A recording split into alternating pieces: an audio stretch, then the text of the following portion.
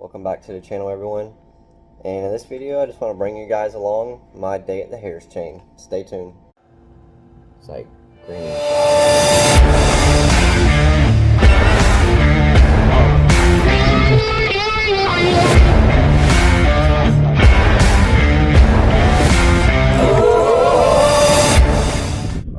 So our second tournament of the season for our club is coming up. So I decided to go out to the Harris Chain down here in Florida to get some practice in. So I did record some GoPro footage and, figured you guys could follow along and kind of see how I broke down this lake. So with me never fishing Lake Harris, I've fished Lake Eustis before and I have fished Lake Apopka. I've never fished Lake Harris or Little Harris or Griffin or the other lakes that's connected to the chain. I focused mainly on Lake Harris. So I pretty much started the morning out just trying to find some fish blowing up on bait. So I shot across from the boat ramp and got in an area where they were feeding, fished around a little bit, mixed it up, threw everything at them, different color baits, different brands, different types. Couldn't get any bites. So I ended up making a run, made a move, went to the opposite side of the lake. At that point, when I got over there, I kind of found a little pocket that I was fishing. To me, it was protected from the north wind. So my first assumption was a great spawning pocket. Power pulled down there and fished for probably 15 minutes, no bite, so I decided to start working my way out. On the way out of the pocket, there's this point, which would make a great staging area for pre-spawn or post-spawn. And I think this point also had shell on it. So I fished around it, and it was like the fourth cast I caught a fish off the point. So naturally I went ahead and marked that area and just moved on. After I caught that first fish on the point, I decided to go run to another point that wasn't far up ahead. So I went and ran up to that point. The wind was howling pretty good. I was trying to fish it. There was a brush pile on that point, but the wind was blowing extremely hard, so it was very difficult for me to try and focus on the brush pile, so I just threw around. No bites on the point, but the way the point was designed, if this was the point and I was fishing here, casting this way, I decided to go up and around the back side of the point, again into a pocket. When I got in that pocket, I seen beds, so I flipped up in there and I caught fish number 2. I did see a female up in there, but I didn't stay around to mess with it. I went ahead and just marked that area and left again. I'm practicing for a tournament. I don't want to, if there's more fish in that area, I don't want to wear them out. The Harris Chain alone is huge, so some of these spots I may have for myself. Let's hope.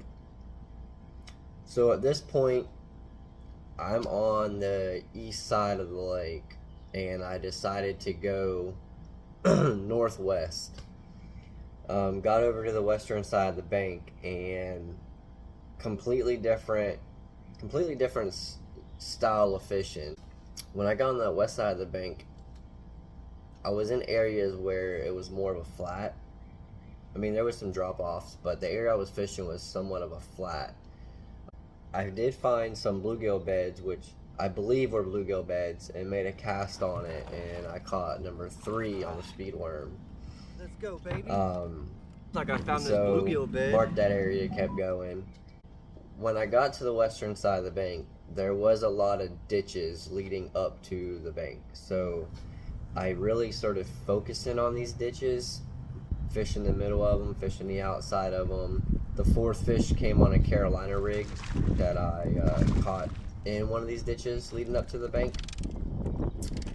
So after that fish, I decided to go do something completely different, just to have some type of backup plan. So I ran less than a quarter mile and found some docks, some cypress trees, you know, stuff like that. So I went back to the cleanup crawl, fishing this black and blue. Found these cypress trees and ended up flipping in on a tree. I caught one bass, and then so there was like 4 or 5 cypress trees in this area, as you can see in the video. I probably should have just checked it off and kept going like I had been all day, but I did flip in there a couple more times and I ended up catching another one. But after that, I wrote it off and left. So marked that area and took off. At that point, I did go and try to find more cypress trees down that western bank headed north, you know, to see if maybe I can get lucky and find somewhat of a pattern. Flipped some more cypress trees, didn't get any more bites. But towards the end of the day, I came up on another point, and this is it's a pretty common point, I would think. It's noticeable. It's a main lake point. Ended up catching my biggest fish of the day, and another smaller fish off this point. Wasn't directly on the point. It was more towards the grass line, but as you're coming up to the point, caught those on the cleanup crawl as well. So, but overall, it was a good day. I ended up catching 7 or 8 fish. I feel 100% confident that I have some key areas that I know I can get bit, that I know I can catch a limit. And it's just, you know, that was last week. The temperature, Look at that big was, That's what I'm talking let's about. say the weather was really windy. It wasn't freezing by no means. It wasn't hot though. This weekend I think it's gonna be hotter. So I feel like the flipping bite, those cypress trees will come into play a little bit more. And as well as possibly dragging that Carolina rig around. I think that could easily come into play this weekend, so we'll see. But what I got I can work with. You know, hope you guys enjoyed the video. Make sure you hit that like and subscribe button. And I have another video coming out soon. This past Sunday, I fished an open tournament by myself. I went solo. Ended up doing pretty good. I'll leave that for the video. But yeah, until next time, tight lines.